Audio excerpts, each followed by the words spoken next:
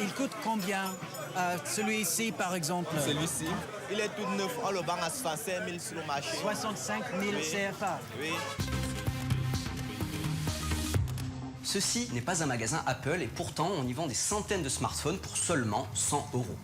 Grâce à ces téléphones à bas coût, le marché des télécommunications est en pleine croissance, surtout en Afrique où 500 millions de smartphones seront vendus dans les 5 prochaines années. La bonne santé de ce marché a permis à un autre d'émerger, celui des applications pour smartphones et surtout des applications développées par des Africains, pour des Africains et aussi pour le reste du monde. Notre journaliste Derek Thompson est allé à la rencontre de deux de nos observateurs, Alain et Churchill, à l'origine de projets digitaux au Cameroun. Le quartier d'Emana, à Yaoundé, la capitale camerounaise. Hermine Bongmo a eu son premier enfant. Elle prend enfin une pause.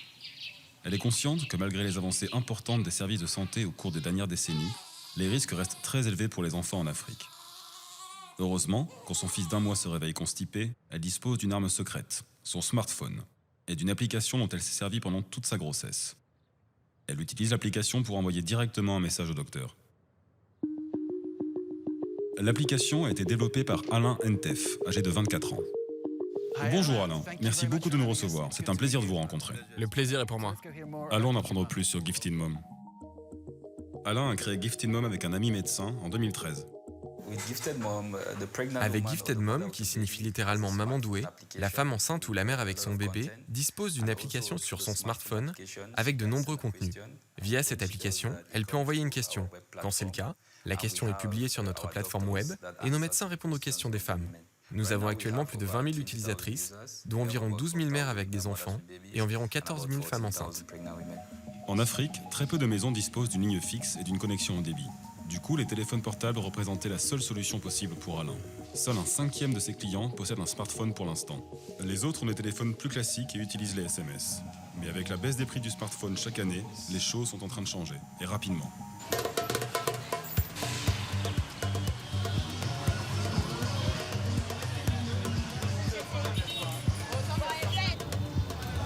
Le marché de smartphones est en pleine croissance en Afrique. Les gens ici n'ont pas de contrat long terme. Ils sont obligés d'acheter les appareils eux-mêmes. Et non pas 500 € pour un iPhone 6. Celui-ci, ça coûte combien? Celui-ci, c'est 65 000. 65 000 CFA. Oui, oui. 65 000 CFA. Et est-ce que c'est un bon téléphone? Oui, c'est un bon téléphone. Le quartier commercial du centre-ville de Yaoundé est dominé par un type de produit, les téléphones portables. Les acheteurs peuvent s'approvisionner en minutes et en accès à Internet en passant par leur fournisseur préféré. Et s'ils veulent acheter un nouvel appareil, les smartphones et les tablettes sont partout. Qu'ils soient neufs ou d'occasion, grands ou petits, ils sont vendus sur les tables, de la main à la main ou dans les magasins. On a des Samsung, on a la Alcatel, et ensuite on a aussi la HTC. Et on a Blue. Bon, il y a les nouvelles, là, ce sont les nouvelles sorties qui sont un peu plus moins chères ici. La moitié des smartphones vendus en Afrique aujourd'hui coûtent moins de 100 €.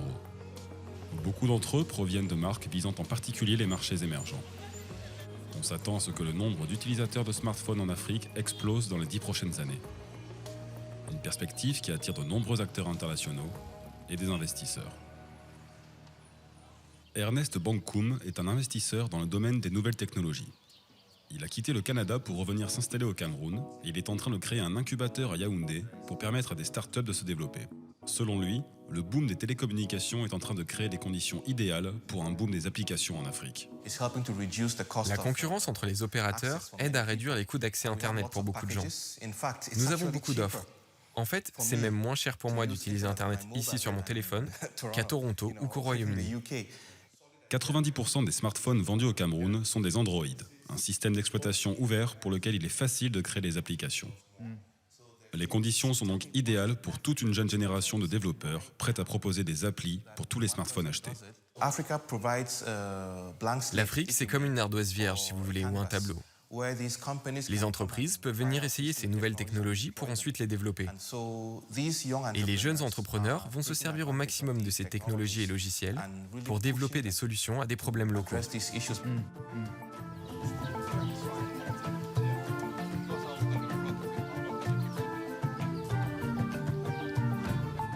Les jeunes les plus brillants de cette génération Android se sont installés dans une ville universitaire à l'ouest de la capitale, sur les pentes du mont Cameroun. Salut African Trip, c'est Churchill. Je vous parle depuis la Silicon Mountain. Bonjour Churchill, c'est sympa de te voir. Bonjour Derek. Nous sommes ici sur les pentes du mont Cameroun. Maintenant dis-moi, pourquoi est-ce qu'il appelle la Silicon Mountain? Silicon Mountain est le surnom donné à la belle ville de Buea. Qu'est-ce qu'il y a à Buea? Vous y trouverez d'importantes startups, des créateurs de logiciels, des développeurs d'applications Internet et mobiles, des gens formés au marketing et à la vente d'innovations technologiques. Bref, beaucoup de gens géniaux. Allons y jeter un coup d'œil. Je vais vous montrer. Churchill nous emmène à Active Spaces, un incubateur d'innovation technologique, l'un des fleurons du high-tech à Buea. Est-ce que quelqu'un vous a appris tout cela? Non, je suis autodidacte. J'ai appris à coder tout seul. Et maintenant, vous avez le principal moteur de recherche d'emploi en Afrique. Oui, on peut dire ça. Aujourd'hui, Churchill est suivi toute la journée sur African Trip, une communauté en ligne de jeunes Africains du monde entier qui partagent leurs expériences quotidiennes via Snapchat. Donc, vous utilisez Snapchat? Snapchat, oui. Il suffit juste de filmer. Là, nous avons 22 000 personnes qui nous regardent. 22 000? Oui, c'est dingue. Active Spaces a été créé pour attirer et faire émerger les talents dans les 3 universités que compte Buea. Les développeurs travaillent sur beaucoup de produits différents, mais ils partagent une chose. Ils font ce que l'on appelle la glocalisation. Glocalization? Qu'est-ce que c'est? C'est un concept selon lequel on conçoit nos produits localement tout en visant l'international. C'est ce qui pourrait donner à ces développeurs un avantage face aux concurrents de la Silicon Valley. Beaucoup des problèmes qui compliquent leur vie en Afrique, manque de lignes de téléphone fixe, un réseau incomplet, utilisateurs inexpérimentés, sont des problèmes propres à tous les pays émergents. Glocalization signifie que les solutions développées à un niveau local peuvent s'étendre bien au-delà du marché camerounais. Je travaille sur Scademy. C'est une plateforme qui aide les gens à se former en matière de start-up technologiques. Karine et Mo, qu'est-ce que vous êtes en train de faire? Viva est une plateforme de divertissement pour les bus et les trains. Oui, nous irons à la station de bus demain pour jeter un coup d'œil à tout ça. Et par ici, Fritz, qu'est-ce que FIM? Et comment ça s'écrit? Ok, FIM s'écrit F-E-E-M. C'est le meilleur moyen de transférer des fichiers entre téléphone, tablette et ordinateur. FIM est pratique, et c'est même une nécessité si vous n'avez pas de ligne fixe. Tout le monde utilise FIM, surtout en Inde et dans les pays en voie de développement. Puisque l'Internet est très lent, ils aimeraient être en mesure de transférer des fichiers rapidement. Donc votre marché potentiel, c'est la totalité des pays en voie de développement. On se fixe comme objectif de dominer le monde. Si je vérifie mes chiffres, regardons rapidement. Oui, c'est ça. En ce moment, nous avons des acheteurs des Philippines, d'Inde, du Sri Lanka, du Cameroun, des États-Unis, etc. FIM compte 1 million d'utilisateurs dans le monde entier et rapporte déjà de l'argent.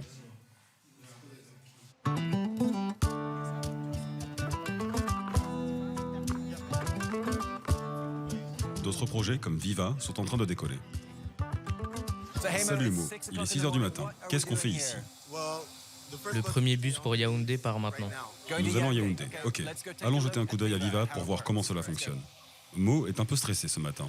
Pendant les 8 heures du trajet vers la capitale camerounaise, il va tester Viva.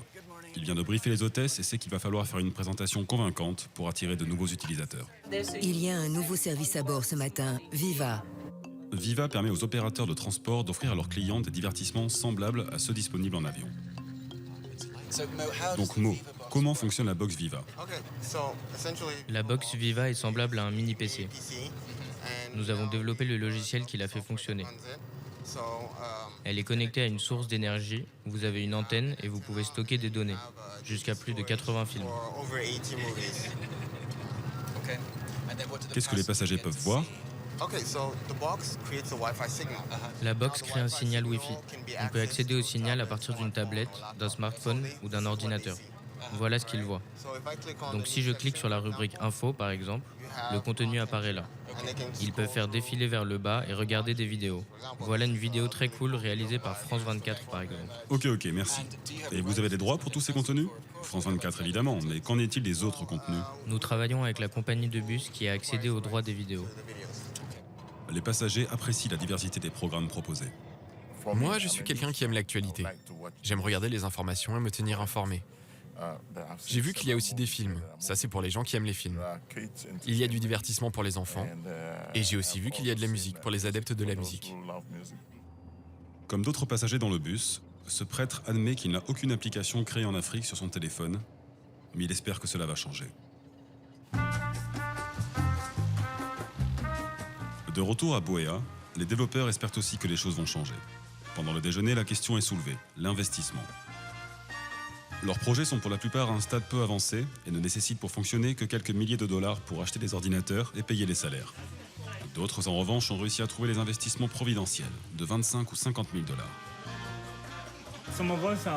Certains d'entre nous sont au stade de l'investissement providentiel. C'est le cas d'AgroHub, FitPerfect, Njorku.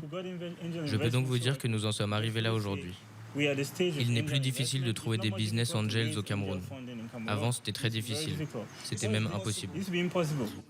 La prochaine étape est l'accès au capital risque, investir des centaines de milliers de dollars ou même des millions. Les startups de la Silicon Mountain n'en sont pas encore là.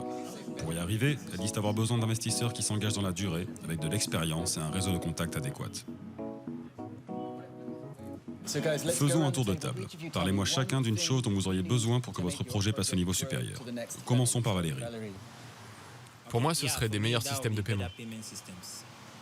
De l'argent pour le développement des produits et des communautés. Pour moi, je crois que c'est la régulation. L'accès aux fournisseurs de contenu.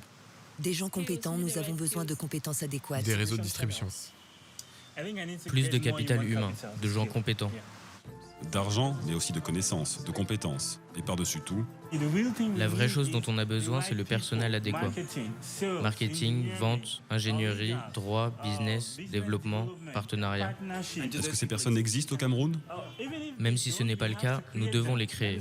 C'est pour cela qu'on développe des logiciels, non? Si je peux développer des logiciels, je peux créer les gens dont j'ai besoin.